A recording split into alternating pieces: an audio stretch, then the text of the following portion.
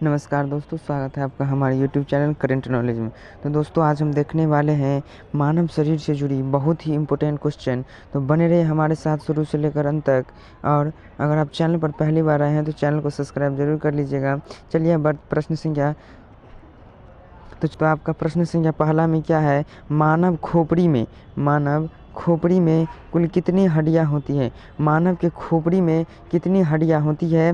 तो option A में क्या है 22 हड्डियां, बी में क्या है 24 हड्डियां, सी में 14 और डी में क्या है 8 हड्डियां।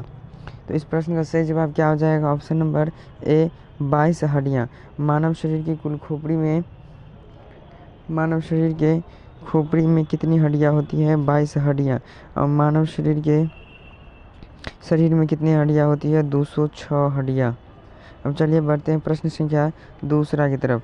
आपका प्रश्न संख्या दूसरा में क्या है, यांत्रिक ऊर्जा को विद्युत ऊर्जा में किसके द्वारा बदला जाता है। यांत्रिक ऊर्जा को विद्युत ऊर्जा में किसके द्वारा बदला जाता है। ऑप्शन ए में क्या है ट्रांसफार्मर, ऑप्शन बी में क्या है अमीटर, ऑप्शन बी में क्या अमीटर, ऑप्शन सी में क्या है गैल्वेनोमीटर और ऑप्शन डी में क्या है डायनेमो। यांत्रिक ऊर्जा को विद्युत ऊर्जा में यानी कि बिजली में कन्वर्ट किसके द्वारा किया जाता है। तो ऑप्शन नंबर डी इसका सही जवाब हो जाएगा डायनेमो के द्वारा। समझ में आ गया, यांत्रिक ऊर्जा को विद्युत ऊर्जा में किसके द्वारा बदला जाता है, डायनेमो के द्वारा। अब चलिए बढ़ते हैं प्रश्न संख्या तीसरा की तरफ। आपका प्रश्न संख्या तीसरा में क्या है, न्यूट्रॉन तथा प्रोटॉन संख्याओं के योगफल को क्या कहते हैं। न्यूट्रॉन तथा प्रोटॉन की संख्याओं को योगफल को क्या कहते हैं। ऑप्शन ए में क्या है क्वांटम संख्या, ऑप्शन बी में क्या है परमाणु संख्या, ऑप्शन सी में क्या है द्रव्यमान संख्या और डी में क्या है एवोगाड्रो संख्या। तो इसका सही जवाब क्या हो जाएगा, ऑप्शन नंबर सी द्रव्यमान संख्या। न्यूट्रॉन तथा प्रोटॉन की संख्या को योगफल को क्या कहते हैं, द्रव्यमान संख्या। चलिए बढ़ते हैं प्रश्न संख्या चौथा की तरफ। आपका प्रश्न संख्या चौथा में क्या है, बने रहिए हमारे साथ शुरू से लेकर अंत तक, एक से एक इम्पोर्टेंट क्वेश्चन आने वाला है। तो चलिए चौथा को देख लेते हैं। आपका प्रश्न संख्या चौथा जीके के बहुत ही इंपॉर्टेंट क्वेश्चन इस चैनल पर आता रहता है, इसलिए चैनल को सब्सक्राइब जरूर कर लीजिएगा। चौथा में क्या है, वाहनों के इंजन को ठंडा करने वाले उपकरण या यंत्र को क्या कहते हैं। वाहनों के इंजन को ठंडा करने वाले उपकरण या यंत्र को क्या कहते हैं। ऑप्शन ए में क्या है रेफ्रिजरेटर, बी में क्या है रेडिएटर, सी में क्या है कार्बोरेटर और डी में क्या है जीएम काउंटर।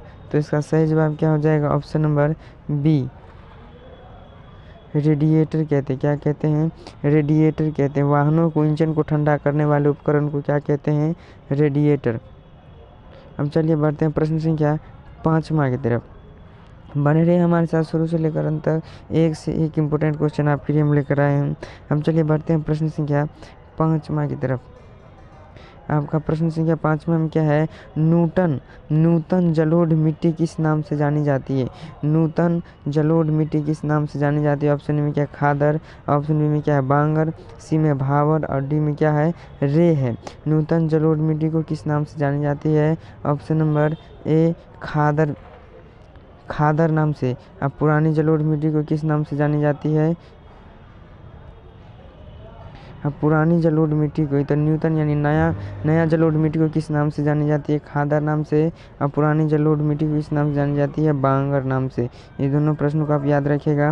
अब बढ़ते हैं प्रश्न संख्या छठा की तरफ। आपका प्रश्न संख्या छठा में क्या है, दूध से दही के रूप में जमने का क्या कारण है। दूध से दही कैसे परिवर्तित हो जाता है, ये साइंस का इसका सबसे बड़ा नॉलेज है। इसमें साइंस बहुत जुड़ा है कि दूध से दही में परिवर्तित कैसे हो जाता है, किस जीवाणु के कारण होता है। ऑप्शन ए में क्या है लैक्टोबैसिलस जीवाणु, ऑप्शन बी में क्या है माइक्रोबैक्टीरियम, ऑप्शन सी में क्या है खमीर, ऑप्शन डी में क्या इनमें से कोई नहीं। आप कहीं यदि आपको इस प्रश्न का जवाब याद है तो कमेंट के कारण क्या था कि दूध से दही के रूप में जमने का क्या कारण था। तो ऑप्शन नंबर क्या हो जाएगा, इसका सही जवाब हो जाएगा लैक्टोबैसिलस जीवाणु। दूध से दही जमने का क्या कारण है, लैक्टोबैसिलस जीवाणु। तो आज का क्लास यहीं पे रखते हैं। वीडियो कैसा लगा कमेंट सेक्शन में ज़रूर बताइएगा।